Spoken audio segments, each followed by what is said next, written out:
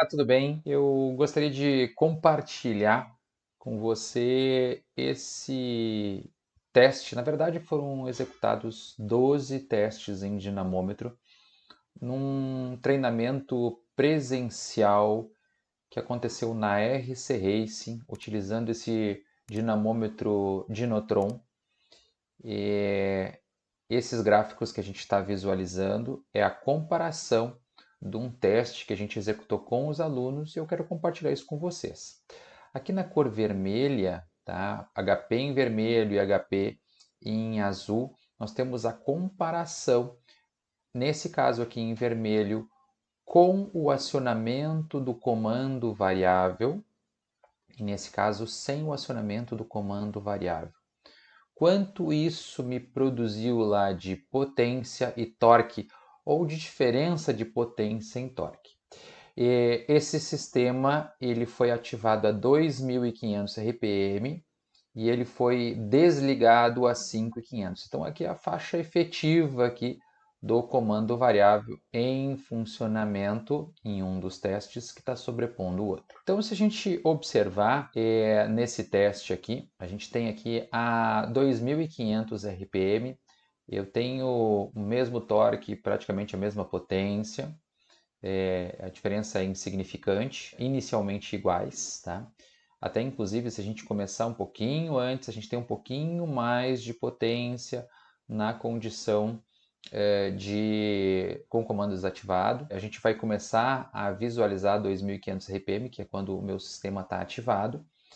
E o que acontece? Se a gente pula direto aqui para 3.200, nós temos uma comparação, 3.117 está ali no gráfico do dinamômetro, na RPM na linha de baixo. Nós temos aqui a potência e aqui o torque no motor. E embaixo o RPM. Então, a 3.100 RPM mais ou menos, nós temos 22 kg de torque no teste realizado com o variador funcionando e com o variador desligado, ele já tem 20,6. Então 1,5 torque, 1,5 kg de diferença. E a diferença de potência foi de 88,4 no menor para 94,7.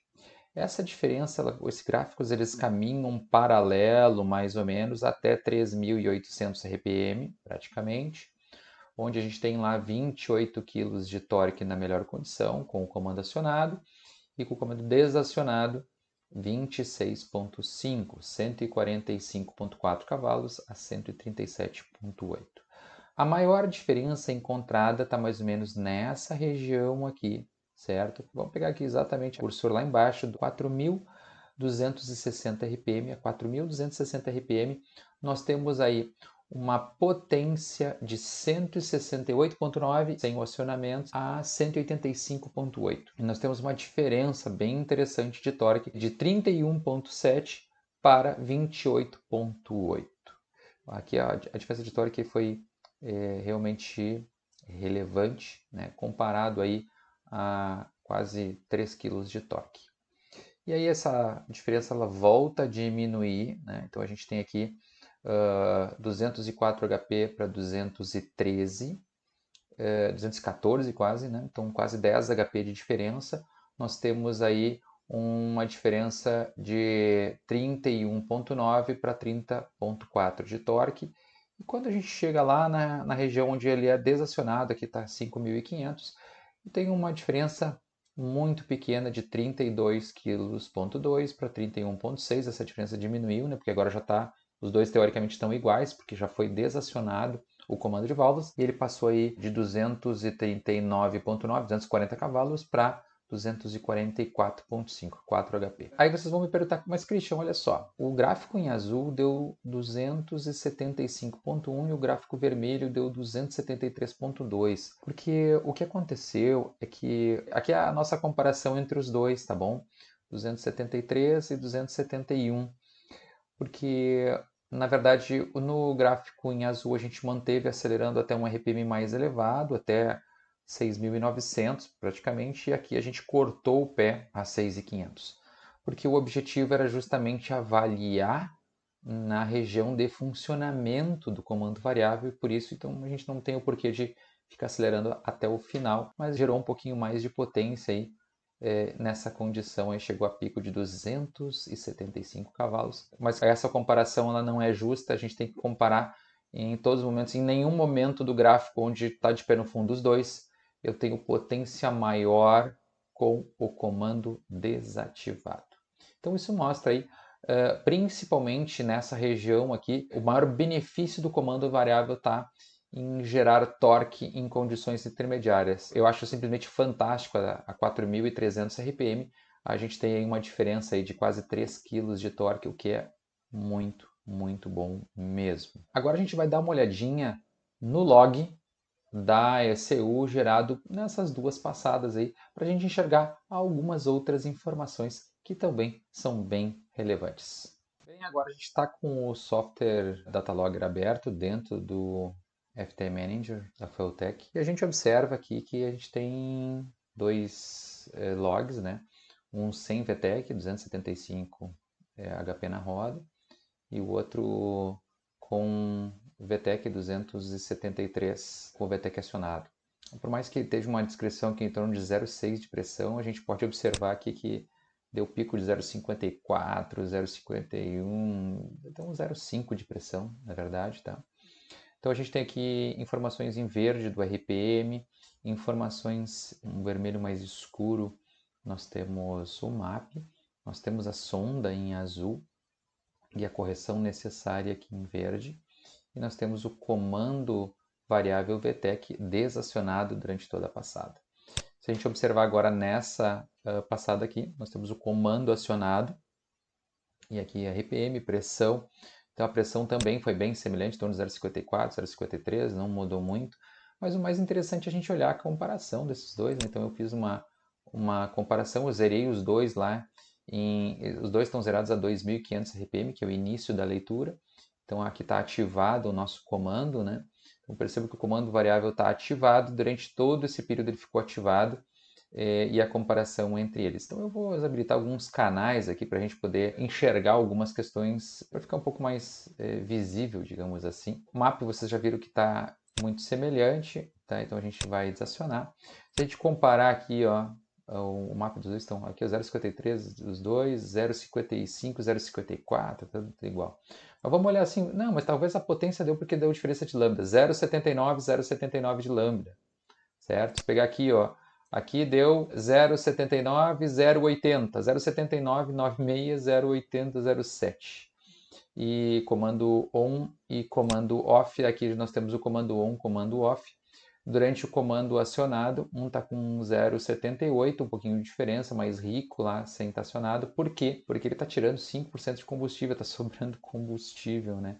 E lá na outra correção ela está zerada. Uma das questões que eu enxergo que ela é bem interessante da gente perceber, vamos deixar aqui, ó, a correção da malha fechada, sonda e aqui a sonda. Então o que a gente percebe? Que nesse momento aqui, quando o comando está acionado um on-off, o que está com o comando acionado, por mais que esteja escrito ali VTEC, tá, pessoal, não é um VTEC. VTEC é uma sigla utilizada pela Honda, mas é que é o recurso que a gente está utilizando, tá, para poder fazer o acionamento, que é o acionamento que a gente chama de VTEC, que é on-off. Então, aqui está acionado e nós estamos percebendo aí que a pressão é a mesma, que o lambda é o mesmo, porém um está pedindo uma correção de menos 4,3%, mas o mais interessante é que com o acionamento nós temos aí 2.262 a 2.492 RPM. Então esse ganho de RPM potência é trabalho no tempo. Então se eu tenho mais RPM no mesmo tempo de aceleração é sinal que eu ganhei. Então a gente está conseguindo enxergar aí aquela diferença no gráfico de potência, a gente também está enxergando aí a diferença no gráfico de RPM. A gente pode pegar uma outra cor aqui para comparar o vermelho com o verde. Então a gente tem a diferença aí durante toda a subida, né? E principalmente aqui elas estavam idênticas uma com a outra, praticamente uma colada na outra. E aqui a gente consegue perceber o descolamento de uma em relação à outra. Então aqui a gente tem alguns dados interessantes, teriam mais dados e mais informações, mas relevante ao comando variável, são esses que eu passei para vocês. Eu acho muito interessante essa ideia, esse conceito de comparar gráficos em teste de dinamômetro. Então eu consigo aí enxergar o que o dinamômetro já me mostrou com números. Agora a gente vai dar uma olhadinha como é que funciona esse sistema de acionamento do comando variável para que a gente consiga entender um pouquinho melhor, né, o que ele fez efetivamente no motor. Aqui nessa imagem a gente tem aí a possibilidade de ter um auxílio aí da explicação do funcionamento do sistema de variação do comando de válvulas de admissão do motor 20 válvulas Volkswagen Audi. Esse motor, vocês percebam que o acionamento dele é pelo comando de escape, e aqui eu tenho o comando de admissão. Se a gente olhar nessa imagem aqui, eu tenho a engrenagem do comando de escape e a engrenagem do comando de admissão. No movimento desse êmbolo hidráulico, que é liberado por uma solenoide como essa, que vai determinar fluxo num sentido ou no outro, fazendo com que ele tenha movimentos aí ou para cima ou para baixo, direcionando aí o comando de válvula de admissão, ele vai fazer com que ocorra aí uma movimentação do comando de válvulas. Como é que funciona? A gente tem aqui uma janela de acionamento do caso que a gente está analisando, que abaixo de 5.500 RPM e acima de 2.500. Então, a janela de acionamento do nosso sistema está ocorrendo entre 2.500 e 5.500.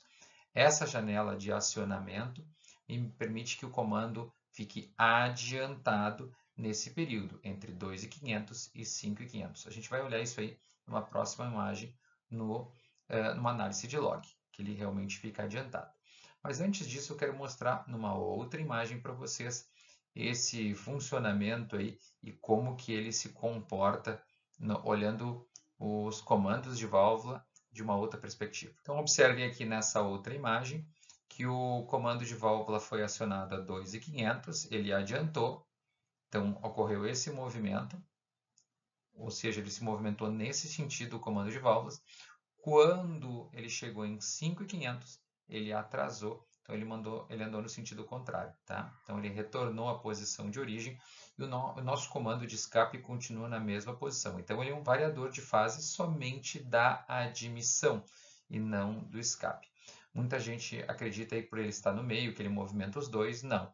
Como esse aqui está engastado, ele está preso aí ao virabrequim e está engrenado no brequim, o único grau de liberdade é o que está solto, que é o comando de admissão. Então ele é um sistema, por mais que ele movimente a corrente, que está solidária aos dois, ela é um acionamento somente do comando de válvula de admissão. E a gente vai ver isso na próxima imagem, olhando aí o log desse teste. Então aqui a gente observa aí, por mais que a gente já tenha visto o log, agora a gente está vendo sobre uma outra perspectiva, tá?